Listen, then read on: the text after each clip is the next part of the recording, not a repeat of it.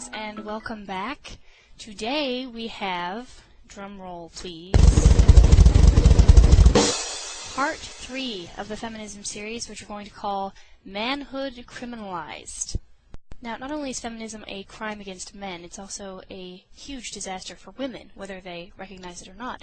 But today we're going to be talking about how it affects men. Feminism seeks to, among other things, stamp out masculinity and make males obsolete. Very little grieves me to the soul more than this. The war on the genders. It's absolutely criminal. Now, I don't know if you've noticed this or not, but the white, straight American male is the most used, made fun of, discriminated against individual in America and perhaps the world. Some of them know it all too well, and too many of them do not. It's just how things are.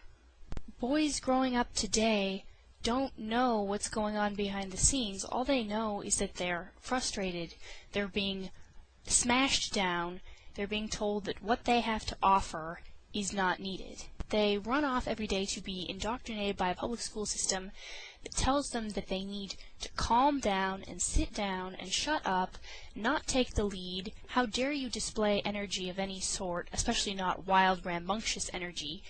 Dang, you must have ADD, let's put you on Ritalin. And we're definitely seeing a decline in men, if you want to put it that way. It's statistically proven. Guy Garcia documents this a little bit in his book, The Decline of Men, as I've already read from before. He says, 3 decades ago, boys and girls read and wrote at roughly the same level. Today, an 11th grade boy writes and reads at the level of an 8th grade girl. In 2007, for the first time in the 65-year history of the National Science Awards, the 40 finalists were equally divided between the boys and girls. 40 years ago, 3/4 of all college graduates were men. Women now make up more than half of all college students, and are gaining. Equally telling is the fact that women now earn a majority of diplomas in fields that men used to dominate. Female college students now outnumber men in biology and business, and have reached numerical in law, medicine, and optometry, up from 22% just a generation ago. In 2006, women were already earning the majority of bachelor's degrees in the biological and social sciences, education, psychology, math, and agriculture. Even as the female-to-male population ratio in the U.S. has remained stable at about 51 to 49%, respectively, the number of women enrolled in undergraduate classes has grown at double the rate for men. The story is largely one of progress for women and stagnation for men. And of course the feminists applaud and the socialists applaud, but much of society and many women aren't liking it. And they're asking why. How did this happen? Why are men suddenly just stepping down? Let me put it this way. I grew up on a farm for almost all of my childhood, and castration is a horrible thing. Whenever it was time to castrate the calves, I didn't want to be involved. I usually had to be. I had to help hold them down or something, but I didn't want to look. It was terrible. And let me tell you, you do not castrate a bull calf and expect it not to act like a steer. Guy Garcia says on The Dilemma of the American Male, and I quote, "If he clings to traditional notions of masculinity, he is derided as a clueless caveman. But the moment he deviates from the masculine norm, he is lambasted for being a feminized sissy." That pretty much sums it up. Every voice which is heralded by our society is encouraging women to step up, to take the lead, to succeed, to progress, and they're holding men back. This is no longer about equal opportunity. It's about smashing the one and elevating the other.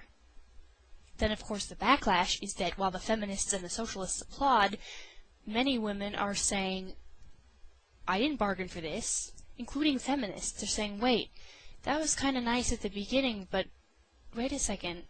That means now I'm in charge. I have to do it all. There is a definite war against men, and the goal is to make men obsolete. It sickens me even to say it. It reminds me of a scene from Indiana Jones. Belongs in a museum! So do you! Men are ultimately being told that they're a thing of the past.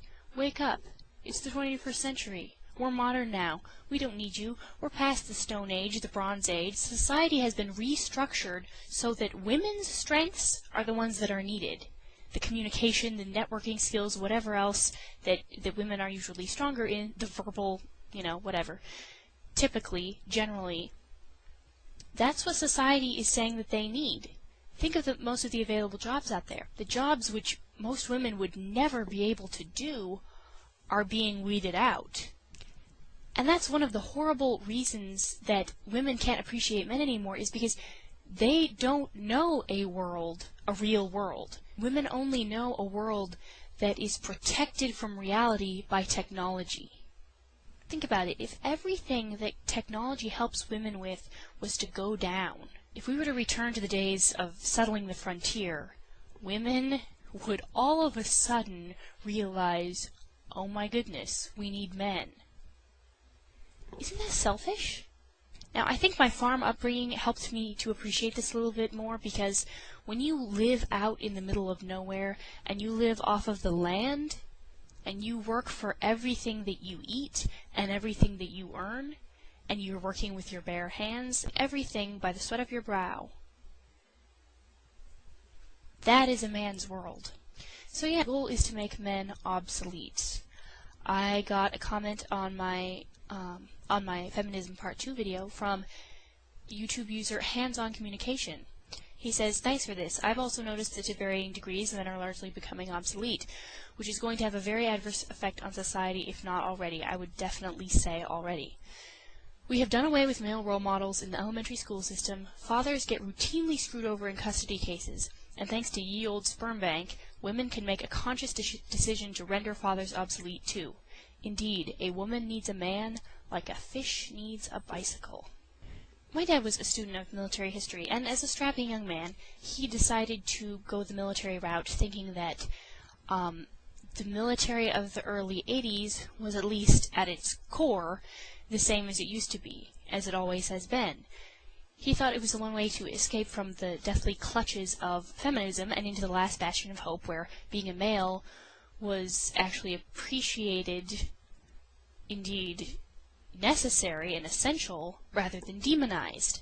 He discovered how wrong that was in Army ROTC. He quickly discovered that even in the military, which is supposed to be about defending the country, which is supposed to need strength, they didn't want it. They didn't want strength, they didn't want courage, they didn't want bravado. They mocked him for being a hero. Women were assigned the leadership positions in the graduation parade. They were always helping and elevating and pushing the women forward, all the while telling people via the media that the women were succeeding excellently. The fact that they have to be pushed forward and helped and propped up, would that not tell you that perhaps they're not as successful as they're being made out to be? It's crazy. Think about our military academies today. It's so difficult to get into a military academy, let's say West Point, today. If you are a guy, it's incredibly difficult to get in. If you're a girl, you have such a better chance. Thank you, affirmative action, for that.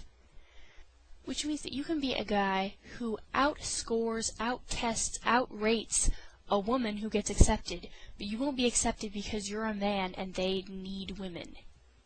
And when I say need, I mean to fill quotas. How messed up is that? Where can men go anymore to be men? To hone their masculinity? To be with the guys? Think about it. Where is there any more the society that the feminists have not gone after? There is no place that they are content to leave alone. Let me think. The military? Nope, we already went there. Maybe some of the protective service, like law enforcement. Oh, no, lots of women cops. What about firefighters? No, it doesn't matter if you can drag that 300-pound person out of the burning building or not. You're going to get to be a firefighter because you're a woman. Maybe American football, right? That's the most male and most American thing there is. Oh, wait, no.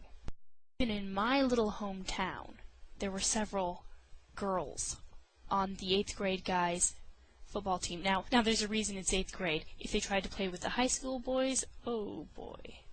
Let's see, sensitive teenage girl, or even butch teenage girl, meets volcano of male testosterone. Yeah, she's getting killed. Feminists are these clutching, clawing, grabbing, selfish little things, big things, which aren't content to let men have anything to themselves, or even to share anything with men. It's like, oh my goodness, there's an area where women haven't stuck their sticky little fingers. Let's go there and mess it up. All the time I hear girls and women complain about men and their video game obsession. You know, what is it about video games? You're sitting there and you're moving your fingers and nothing else, and you're playing a game that isn't real, right? That's what they say. And you can do it for hours on end. Did anyone ever think that maybe it's because that's the one place they're allowed to go, they're allowed to be a man, they're allowed to fight, they're allowed to succeed, without the interference of women? And not really so much anymore.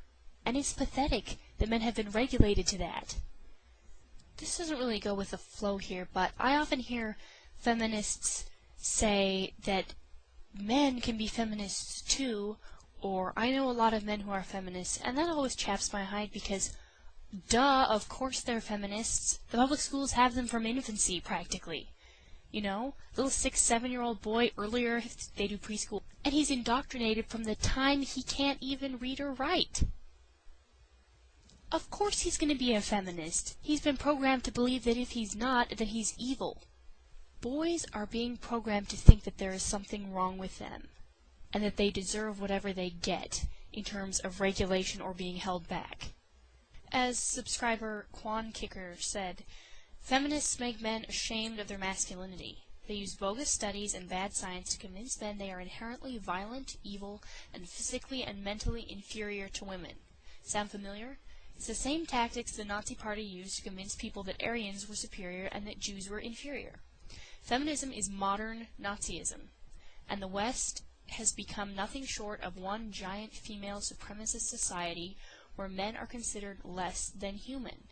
Now, people always get mad when anyone compares feminism to Nazism, or, you know, feminazis. I really like that term, by the way, feminazis. But it's actually accurate. It's like when I bring up communism/socialism and feminism together, and people get in a huff about it. Why? I'm not saying it to be spiteful, I'm saying it because it's true, because they actually genuinely are linked. Feminists like to think that the men's movement consists of these regressive dinosaurs who just can't let go of the ideas of the past. If that's true, let me ask why so many of these men are not old, and second, why is the movement growing? Okay?